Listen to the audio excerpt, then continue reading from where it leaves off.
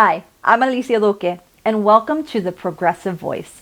On today's episode, we will be discussing fracking. Fracking has been a widely controversial topic throughout northeastern Pennsylvania for the past decade. Ask any supporter of fracking for their take, and they'll say it's created jobs and will describe it as a modern miracle of America's newfound energy independence, a reality almost inconceivable just a decade ago.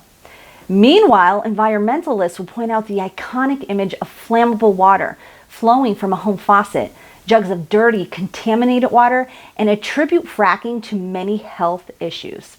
Let's explore.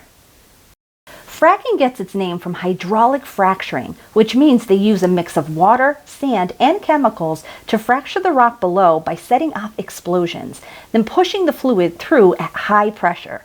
It breaks up or fractures the rock, releasing the oil or natural gas to the surface. This process is happening all across the rural areas of our region. Although fracking has created many new jobs for Northeast Pennsylvania, the number of fracking jobs has been widely inflated, with industry jockeys citing up to 35 times those provided by the U.S. Bureau of Labor Statistics. It has also caused many environmental concerns and health issues for people living nearby gas wells and compressor stations, including noise pollution, breathing problems, pregnancy issues, and water contamination. Studies have found that the noise from the drilling itself, the gas compressors, heavy equipment, and the truck traffic is high enough to disturb sleep, cause stress, and increase high blood pressure. Coughing, shortness of breath, and wheezing are the common complaints of residents living nearby fracked wells. You know, I'm worried about the safety to my family. What are we breathing in continuously that we weren't told? Certainly if they would lie to us about what was going to be placed above ground, they would lie to us about the chemicals that are being used in the processing of this station. I'm an 8-year cancer survivor, and the emissions that come out of that are carcinogens, and I don't want to get cancer again of any kind. I have a problem with headaches.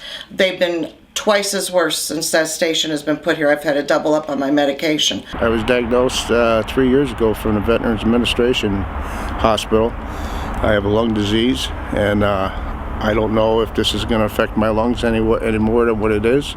So what is the problem to me? What is the constant vibration? What is the smell? What's being released into the air that's affecting my health? Studies have also shown that fracking chemicals and emissions are harmful to pregnant women and their developing babies. On the Pennsylvania DEP site, there are currently 370 cases of groundwater pollution in Pennsylvania from fracking. In each case, a letter is sent to the homeowner stating that nearby fracking has caused contamination of their water. With disturbing frequencies, new spills or accidents are reported at the same time as industry tries to reassure that fracking brings safe and clean energy. But this hasn't been the reality of residents of Dimock, Pennsylvania, or those in countless other communities who've had their drinking water destroyed. I recently had a moment to chat with NEPA native and state representative from the 121st District and chair of the Agricultural and Rural Affairs Committee, Eddie Day Pashinsky. Let's check it out. Hello, Representative Pashinsky. Hi, Alicia. Nice to be with you. What have been the negative outcomes of fracking? Unfortunately, some of the negative outcomes have referred to spillage or not knowing what the contents are of the liquids used in the fracking process. These kinds of things are very concerning because then it can damage our water supply, which we all know is one of the key factors of living. Pennsylvania, once again, has an abundant supply of good, clean water. We do not want to go through what we went through back in the coal days. Coming from northeastern Pennsylvania, I have lived with and have seen the Orange and Yellow Rivers. Over decades, and a great deal of money and effort, many of those yellow and orange streams and rivers have been cleaned up. Still, plenty to go though. The natural gas is sort of like COVID-19. You cannot see the danger. There's an enormous amount of methane that is then distributed in our ozone layer, and it's not good. So that's a definite negative and one of the concerns that many people have. Health studies have been proposed by Pennsylvania government on people living by gas infrastructure, but nothing has come of it. Are health studies important, and why are we moving forward without them? Health studies are definitely important. It creates the information that we need in order to make quality and human decisions going forward. We only have one life, so let's try to make sure it's as healthy as possible. And if we're contributing negative chemicals and so on to our atmosphere and to our environment or the area that people live, that has to be stopped. I'm sure that if these concerns are brought to the governor with some support of my fellow legislators, I'm sure action will be taken.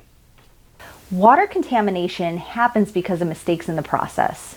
How can you regulate these mistakes? I think part of the regulation of the mistakes is, I hate to say it, but the word is penalty. The penalties have to be severe enough so the industry takes very seriously the process. I'm not saying that they don't now, and I think we all can agree that occasionally an accident will happen.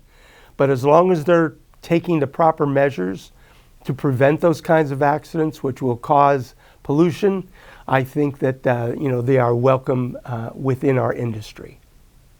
Here at the Progressive Voice, it is our duty to help people stop fighting over false information. There's a yellow flag. In this segment, we will break down common arguments that provide you with two choices. When it comes to fracking, you probably heard people say you're either pro-jobs or pro-environment. But are those the only two options? The answer is no. There are many choices when analyzing this issue. Most importantly, you can be both pro-job and pro-environment. Here's the breakdown.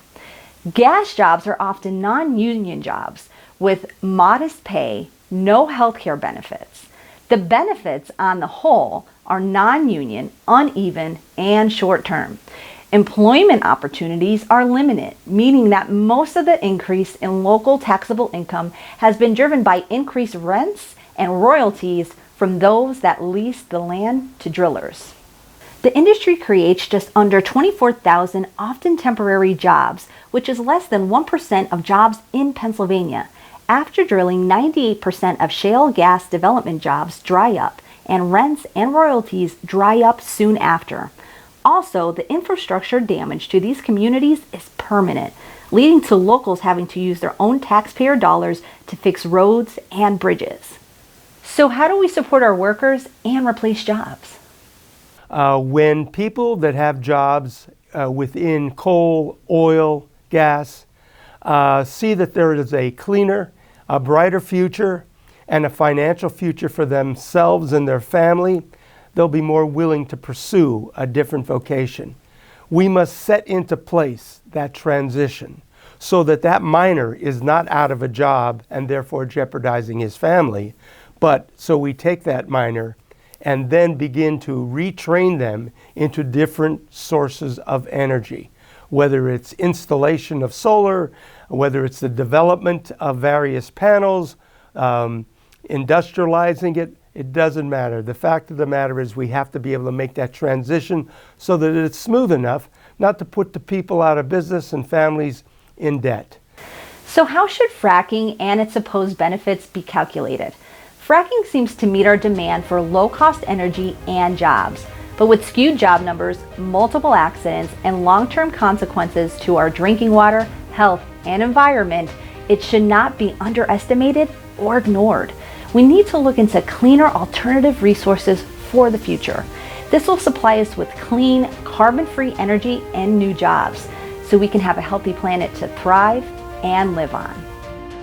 If you enjoyed this episode, please like and share with your friends. We have so much more information on our website and would love for you to join us as a member. Please visit us at actiontogethernepa.org to become a part of the Progressive Voice in Northeastern Pennsylvania.